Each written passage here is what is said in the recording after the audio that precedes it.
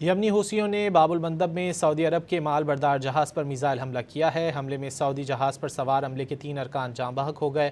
عرب T V کے مطابق جاں بحق ہونے والوں میں 2 پاکستانی شامل ہیں جبکہ ایک انڈونیشین باشندہ ہے۔ یمنی حوثیوں نے باب المندب میں سعودی عرب کے مال بردار جہاز پر میزائل حملہ کیا ہے۔ حملے میں سعودی جہاز پر سوار عملے کے 3 ارکان جاں بحق ہو گئے۔ عرب ٹی وی کے مطابق جاں بحق ہونے والوں میں 2 پاکستانی شامل ہیں جبکہ ایک انڈونیشین باشندہ ہے۔ یمنی حوثیوں نے باب المندب میں سعودی عرب کے مال بردار جہاز پر میزائل حملہ کیا ہے۔ حملے میں سعودی جہاز پر سوار عملے کے 3 ارکان جاں بحق ہو گئے۔